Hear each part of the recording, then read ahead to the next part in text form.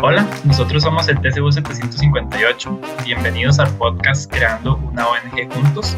En el episodio de hoy vamos a tratar el tema referente a la resolución de conflictos. Tenemos al doctor Freddy Arias Mora. En el capítulo pasado quedamos hablando sobre preguntas introductorias respecto a la resolución de conflictos y vimos más a fondo el proceso del recurso de amparo como método por la vía judicial en el tema de resolución de conflictos. En esta segunda parte nos gustaría ya hablar un poco más del tema del contencioso administrativo como tal, como parte del proceso de resolución. Y acá surge, bueno, una primera pregunta para ir entrando en el área del contencioso administrativo es, ¿en qué casos se puede acudir al proceso contencioso administrativo y también considerar quiénes pueden hacerlo? Bueno, vamos a ver. El proceso contencioso administrativo es un proceso judicial. Quiere decir que se presenta ante un juzgado contencioso administrativo. ¿Qué es lo que es la competencia? O sea, los casos que ve tienen que ver con procesos en contra de la administración pública. Procesos, digamos, donde la administración pública ha cometido algún atropello, ha cometido algún daño, ha incumplido con sus deberes. La vía adecuada para plantear un reclamo a la administración es por medio del proceso contencioso administrativo. Eh, Cualquier persona puede acudir a un proceso contencioso administrativo en el tanto que haya sido o que considere que tiene un derecho que haya sido violentado o, o que considere que la administración pública tiene que reparar algún daño. Recuerden que la administración pública responde por funcionamiento legal, ilegal, eh, funcionamiento normal o normal, y por tanto tiene que reparar sus daños, digamos, reparar sus actuaciones. Eh, Tiene especial relevancia en temas de salud, porque la Caja Costarricense de Seguro Social es una institución pública.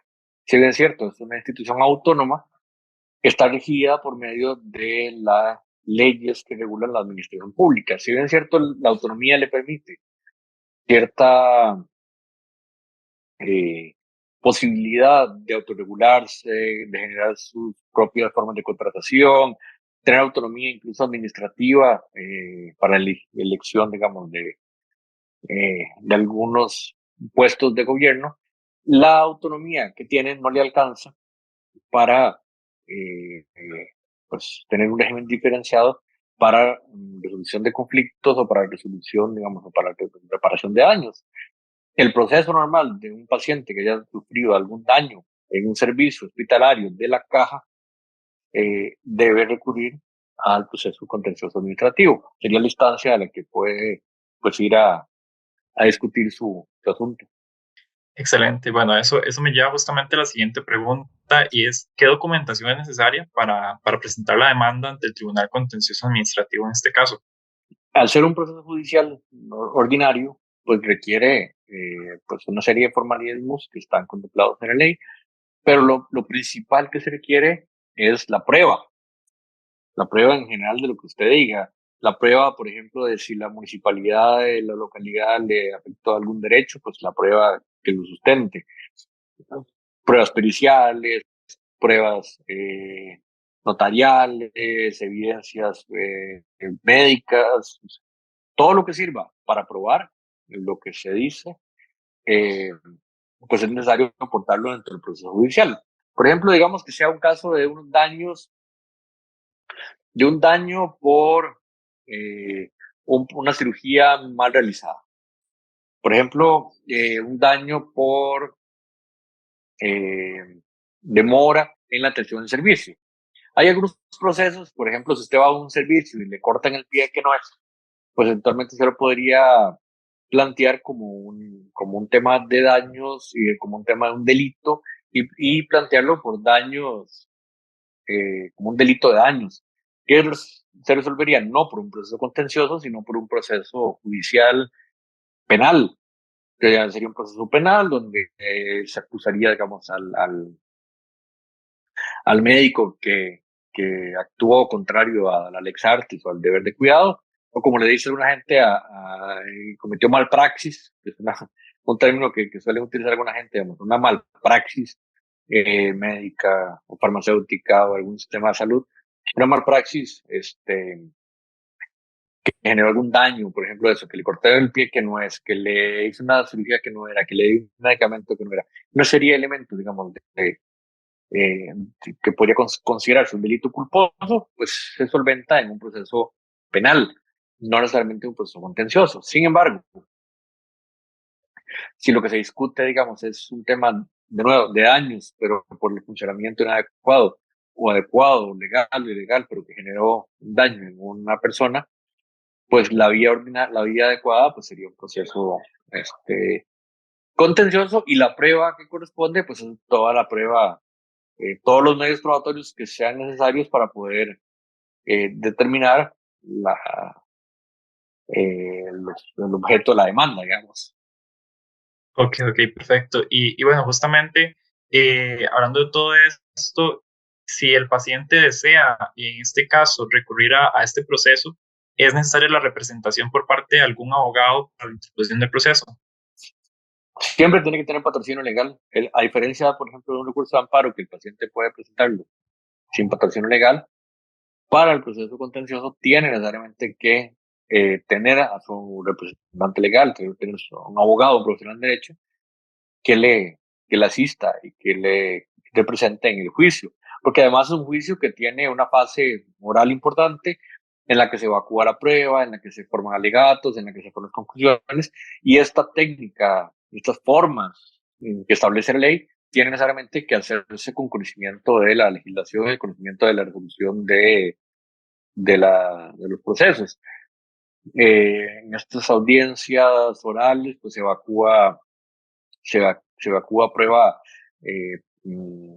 o se analiza prueba documental, se analiza prueba eh, testimonial, se analiza prueba incluso pericial, en la que se pueden aportar pues, peritos, testigos, se pueden expertos en la materia para plantear lo que uno dice. Y eso requiere técnicas adecuadas de interrogación, digamos, para interrogar a los testigos y ciertas formalidades procesales que establece la ley y que una persona, pues, por sus medios no va a conocer a menos que, pues, que tenga formación en derecho. Entonces, pues sí, requiere un patrocinio legal. Ok, y bueno, ya ahora yéndonos por el tema más de resultados, ¿cuáles efectos llega a tener la sentencia emitida en este caso? Pues el efecto es la reparación del daño que muchas veces, o todas las veces, tiene que ver con montos económicos. Eh, se cuantifica el monto del daño y se obliga al que pierde, digamos, a, a dar una cantidad de dinero a la persona damnificada, a la persona dañosa, a la persona pues, que gana la demanda. Ok, bueno, y en caso de que bueno, la sentencia emitida cause perjuicio al actor, ¿tiene derecho este a recurrir la decisión? Y de ser así, ¿cuáles son los recursos que puede interponer como tal? A ver, las sentencias no generan perjuicios en sí mismas, digamos, de alguna manera, si un tribunal determina eh, que la actuación de la administración generó un daño y debe ser reparado, pues bueno, debe ser reparado. Eso es el efecto de las sentencias que son de acatamiento obligatorio y deben ser cumplidas. Eh, pero, en el, pero si hubo una incorrecta valoración de la prueba, si hubo algún problema, digamos, asociado a los procedimientos, o hay temas de mala valoración de la prueba, o temas procedimentales que no son adecuados, es posible interponer los recursos que establece la ley para que otro tribunal, para que otra instancia pueda revisar lo actuado por la primera instancia. Si es posible, eh, caben, caben los recursos para seguir discutiendo. Esto hace que un proceso, si usted lo analiza, hace que un proceso judicial, un proceso contencioso tarde bastante tiempo, a pesar de que es un proceso oral, implica la fijación de una audiencia que puede tomar meses para poder resolver y pues requiere pues apelaciones y otros procesos, pues puede ser que tarde un proceso, tarde varios años en resolverse ya por sentencia final. Ok, sí, de hecho justamente ya estará este último aspecto que nos mencionaba, se refiere a la última pregunta para cerrar este bloque, y es justamente cuánto tarda en resolverse un proceso contencioso administrativo y también si nos puede dar como un poco más de contexto respecto al tema de lo que vendría siendo la mora judicial por ahí. Bueno, la mora judicial es un problema en el país. O sea, realmente los procesos penales, procesos administrativos, procesos civiles pueden tardar meses, incluso años, décadas, incluso en ser resueltos. Esto, claro, va a depender de la complejidad del caso, de la cantidad de pruebas, el tipo de audiencia. O sea, requiere, hay una serie de factores que hacen que, se- que, que el tiempo de los procesos se modifique, pero esencialmente, pues, hay que prepararse para estar en el proceso durante varios meses, al menos meses, normalmente años. Ok, bueno, muchísimas gracias entonces por esta serie de respuestas y ya para pasar al último bloque, ya más referente a opiniones respecto al tema del contencioso administrativo. Aquí nos surge la pregunta de si las ONG de pacientes cuentan con asistencia jurídica para llevar a cabo estos procesos, también si dicha atención es gratuita o si la ONG o el paciente deben ser responsables de cubrir algún costo y de ser este caso verídico, de recurrir a la responsabilidad de algún pago, cuáles son los costos y a cuánto equivaldría monetariamente hablando. Son procesos costosos. De alguna manera hay que cubrir los pagos, por ejemplo, del abogado, el abogado que formula la demanda.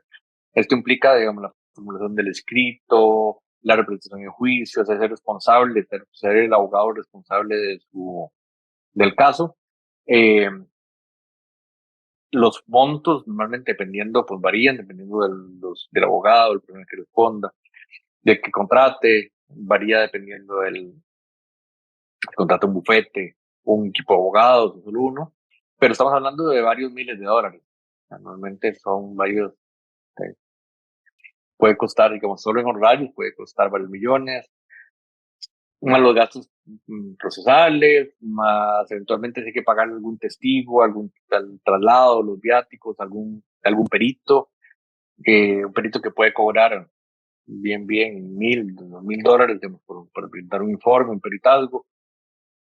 Todo eso debe ser cubierto por la parte. En el caso de que pierda y sea condenado en costas procesales, debe pagarle a la institución, digamos, que demandó por todos los costos asociados. Entonces debería tener reservada el dinero del caso de perder, porque bueno, no se asegura, usted puede tener un reclamo, pero eso no asegura que vaya a ganar el caso. Entonces puede perderlo y ser condenado en costas, lo cual también pueden ser varios millones de colones, entonces debería tener varios millones de colones dispuestos para hacer frente a la demanda. Un aspecto importante es que tal vez las ONGs no tengan dinero suficiente para cubrir todas las demandas de todos los pacientes. Estamos hablando de que se necesita 50,000 dólares, 100,000 dólares para iniciar un proceso, una demanda, que eventualmente podría recuperarlos después de varios años o décadas. Eso, imagínese el costo, digamos, de iniciar estos procesos para una ONG. O sea, yo no conozco ninguna ONG que patrocine procesos contenciosos, sino que debe ser el paciente o la persona afectada la que lo haga. El efecto que genera, porque además es para enfrentarse contra la caja, que de alguna manera pues tiene todo un equipo legal, tiene toda una estructura judicial. No es lo mismo demandar no es lo mismo demandar al vecino por el caso de un daño en la tapia perimetral entre una casa y la otra, por un daño en un portón, una cosa así sencilla, o el choque de un vehículo, por ejemplo, los procesos de accidentes de tránsito, no es lo mismo que enfrentarse, digamos, a una institución. Usted como paciente, enfrentarse a la caja es mucho más complejo no cualquier abogado, digamos, va a ir a litigar en contra de la caja, este, tratar como de ganar un caso cuando no tienen tampoco todas las facilidades, digamos, es complejo. Así que requiere pues una cantidad de dinero, una cantidad de recursos pues importante. Y el efecto que esto genera es que muchas veces los pacientes desisten de ir a curar sus daños en un proceso contencioso, porque realmente no, un paciente que asiste a la caja por una atención médica no necesariamente tiene el dinero suficiente para hacer frente a una demanda, además una demanda compleja en cuestiones médicas. Listo, en sí, para ya concluir con este bloque, con esta segunda parte y en general con el tema de resolución de conflictos, nos surge la pregunta respecto más, bueno, desde su perspectiva, ¿cuál es la importancia de que las ONG de pacientes conozcan los procesos judiciales a los cuales deben acudir a la defensa de los derechos de sus representados? Sí, bueno, un aspecto importante es que la ONG usualmente no representa a las personas, pero sí creo que puede orientar, puede darle algunos elementos a las personas para que sepan a qué se están enfrentando, digamos, o cuál sería la vía para orientarles, por lo menos, digamos, de que tiene derecho y que es posible tratar de hacer valer su derecho en un proceso judicial, ya sea un proceso penal por una llamada malpraxis médica, que muchas veces pues, ocurre a los pacientes de ONGs, ocurren errores, por ejemplo, errores que el médico se confunde, el medicamento se confunde, el tratamiento, o simplemente lo hace, hace algo que no es lo adecuado para tratar patología, y eso puede ser discutido en un proceso penal.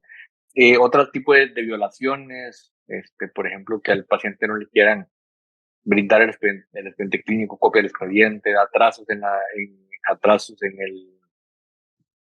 el servicio, eh, problemas de falla terapéutica, problemas con los medicamentos que no necesariamente tienen que ver con malpraxis, sino que tienen que ver con funcionamiento inadecuado de los servicios de farmacia, de enfermería, de medicina, y esos temas se pueden discutir en un proceso contencioso.